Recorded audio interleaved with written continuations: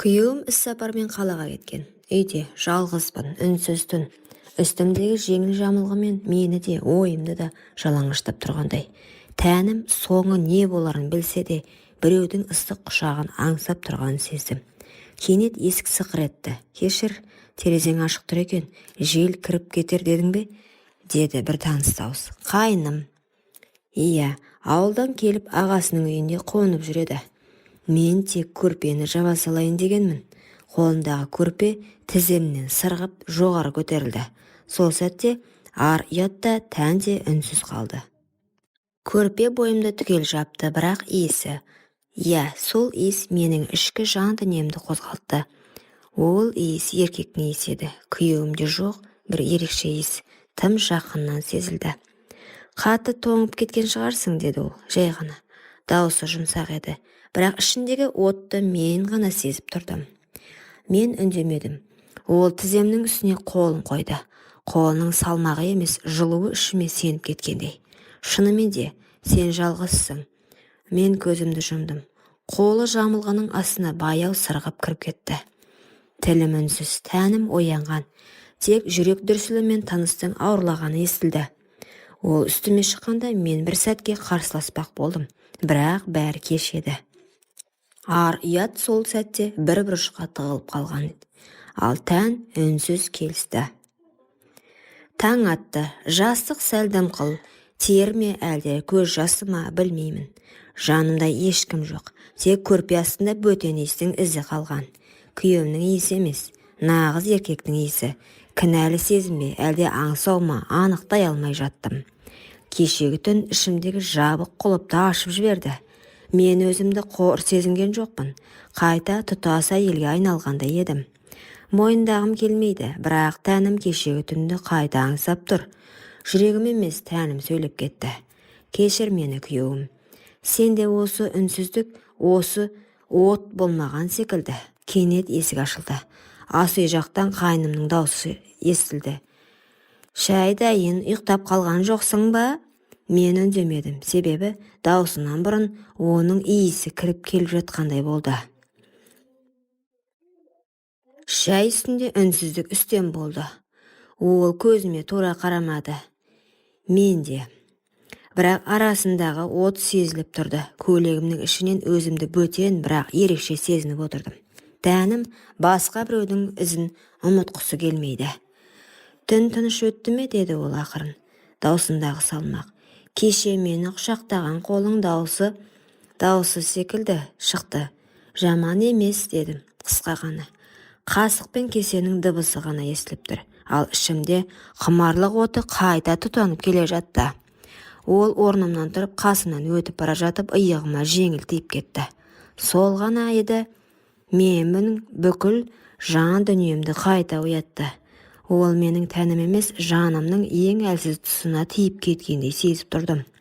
Кешегі түн кездейсоқ емес еді.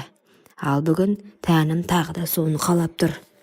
Ар ұятта әлсіз екен, себебі екеуі де үнсіз. Сол күні күйеуім хабарласты. Ертең таңертең ғана қайтамын.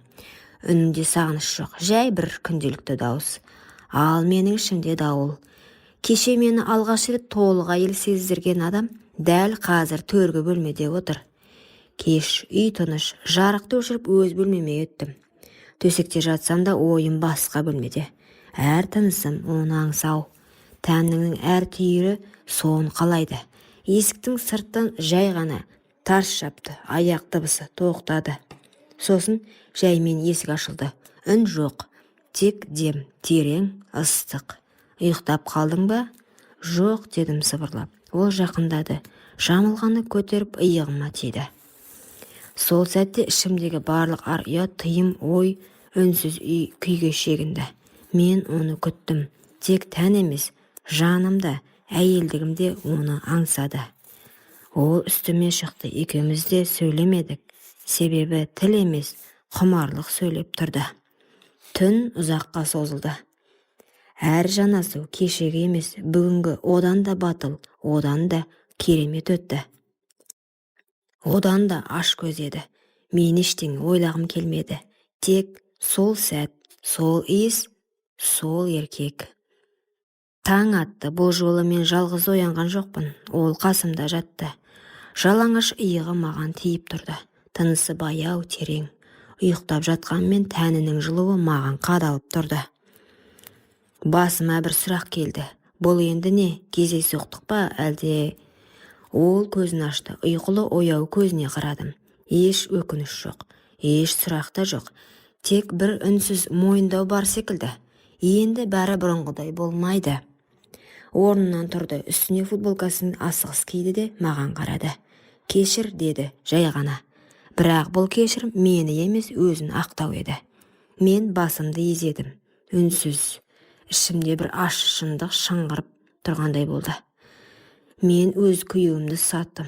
Мен өзімді жоғалттым. Бірақ сол сәтте бір бөлек шындықта ішімнен күбірледі. Сен алғаш рет өзіңді әйел сезіндің. Күйеуім үйге таңертең келді. Әдеттегідей жымиып кірді. Құшақтап сүйді. Бірақ мен сол сәтте оның иісінен бөтен иісті іздеп кеттім. Қайным дастархан басында үнсіз отырды. Бұрынғыдай емес. Екеуміз де көз түйістірмедік. Бірақ ішімізде бір-бірінің барлық сырын біліп отырғандай сезілді. Күйеуім күліп сөйлеп отыр. Мен күліп отырмын. Ал жүрегім екі ортада тұншығып отыр. Кешкісін ол: қайным кетем дейді. Қалада жұмыс тапқан екен. Інім кетем деді. Қалада жұмыс тапқан екен деді. Мен басымды изедім. Жауап бермедім. Ішімде бір шындық қимай жылап жатты. Бірақ тілім үнсіз. Сол күні кешке ол менің бөлмемнің есігін соңғы рет ашты. Кірмеді, тек үнсіз қарады. Көзінде: мен саған ештеңеге уәде ете алмаймын. Бірақ мен сені шын қаладым деген үнсіз сөз тұрды. Мен де көзімнен жауап бердім. Мен де, бірақ өмір бойы біз қалағандай болмайды.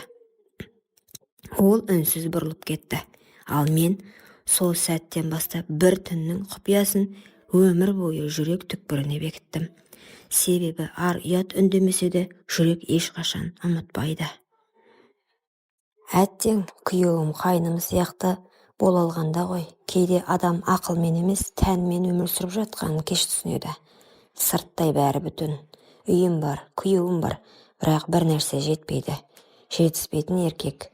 Күйеуім мені сүйеді, бірақ сүйіспеншілігі сабырлы, салқын.